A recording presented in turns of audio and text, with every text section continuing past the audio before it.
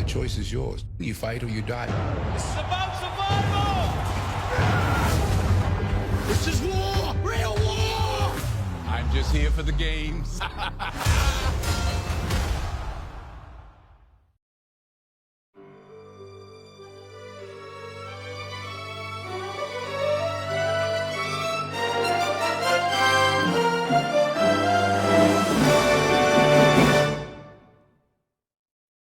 السلام عليكم يا رجالة، عاملين ايه؟ النهاردة فيديو جديد من قناة الخفافيش. النهاردة هنتكلم عن فيلم جلاديتور 2 اللي نزل في السينما يوم 13 نوفمبر.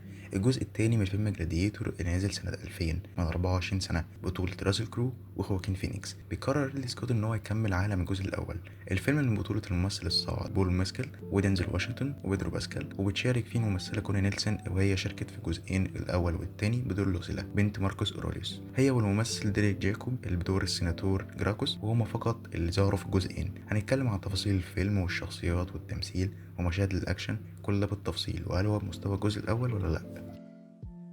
تعالوا نتكلم عن قصة الفيلم بدون حرق. الفيلم بيكمل أحداث الجزء الأول بعد 16 سنة. بيتمحور الفيلم حوالين لوشيس اللي كان طفل اللي أنقذ ماكسيموس. بيعيش لوشيس كعبد ومصارع في الإمبراطورية الرومانية بعد احتلال بلده من قبل الرومان، وكان ملقب باسم هانو، وبيسعى للانتقام. ويكون وقتها في صراعات سياسية في روما بين الإمبراطورين التوأم كراكلا وجيتا وحليفهم الجنرال ماركوس إيكيسيوس، وبتزداد المشاكل مع ظهور أم لوسيلا، وده اللي بيخلي لوشيس ياخد طريق زي طريق ماكسيموس بطل الجزء الأول. نتكلم عن الممثلين وأدائهم. الأول نتكلم عن بطل الفيلم بول ماسكل في دور لوشيس. تمثيل بول بصراحة فاجئني، شخصية قوية النقاد أشادوا بيه، وأنا شايف إن هو يستحق الإشادة دي. جسد شخصية لوشيس بشكل جميل ومتقن وبطريقة عميقة، لأن لوشيس عنده جوانب نفسية صعبة بين إنه مشى وساب بلده وأهله وهو لسه طفل، وإنه لما رجع روما تاني خد طريق زي طريق ماكسيموس اللي كان متأثر بيه بشكل كبير، وإنه مع مرور الوقت بقى عايز يغير في الإمبراطورية الرومانية بسبب أمه.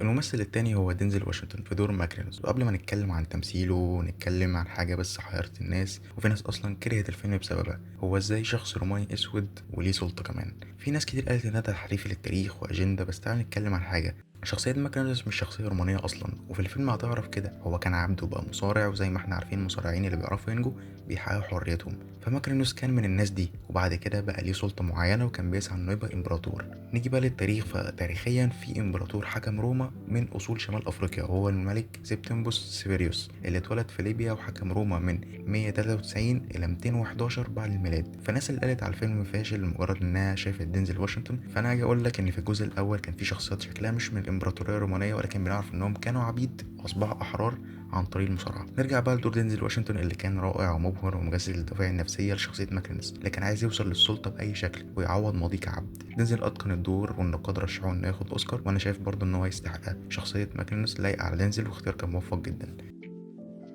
الممثل الثالث هو بيدرو باسكال، وبيجسد دور ماركوس إيكيسيوس، جنرال قوي وليه دور كبير في الأحداث بين إنه عايز ينقلب على الإمبراطورية وبين إنه محب لروما وشعبها. في أول الفيلم هتبقى شايف إن إيكيسيوس هو الفيلن اللي في الفيلم، ولكن بعد كده تعرف إن إيكيسيوس شخصية مضحية لروما زي ماكسيموس. بيدرو عارف يمثل شخصية إيكيسيوس، شخصية كاريزما وليها دور وتأثير على لوشيس. بيدرو أدى الدور على أكمل وجه في رأيي.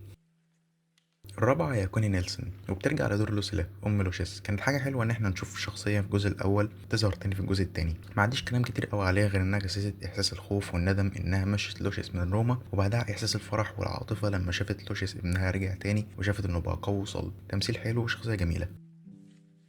وفي الاخر ديريك جاكوبي بيعود بشخصيه السيناتور جراكوس، حليف قديم لماكسيموس. زي ما قلت حاجه حلوه ان احنا نشوفه هو كوني نيلسون بيرجعوا تاني في الجزء التاني. ما ظهرش كتير بس كان ليه تاثير على اكيسيوس، وكان بيدعمه لتوقيف الامبراطوريين عن حدهم، بالاضافه الى اسماء جديده زي جوزيف كوين وفريد هيشنجر في ادوار الاباطره.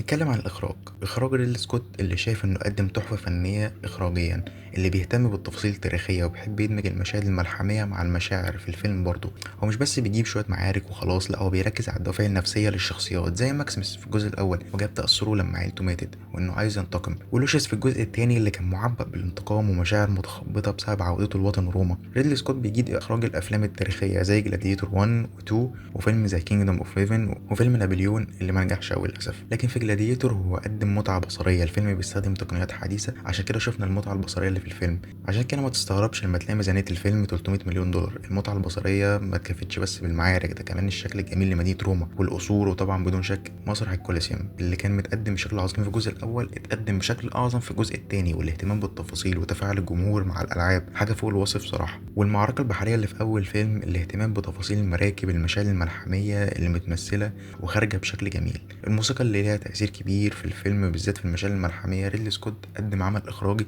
أقل كلمة تقال عليه إن هو أسطوري.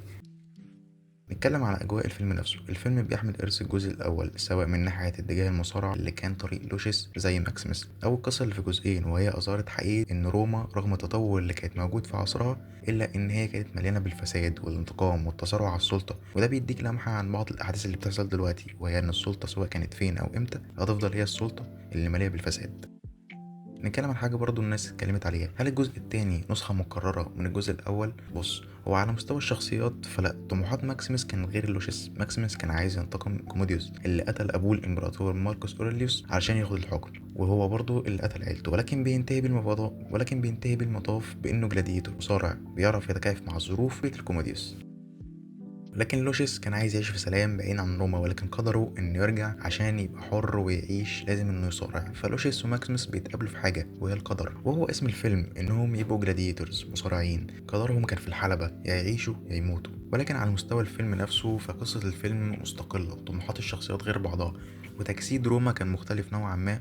ولكن ده اللي بيحصل دايما للعبيد اللي كانت روما بتاخدهم من بلادهم، يا يعيشوا ويكسبوا حريتهم يا يموتوا. ولكن لوشيس اللي كان ملقب بهانو ما كانش عبد، ده الوريث الشرعي لإمبراطورية روما، وبيصبح المصارع الهانو أهم شخصية في تاريخ الإمبراطورية وقتها، وهيمشي على إرث ماكسيمس ويحقق اللي كان نفسه يعمله.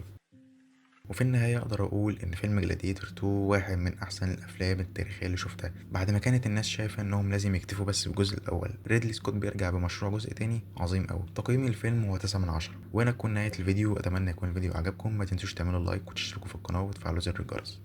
سلام عليكم.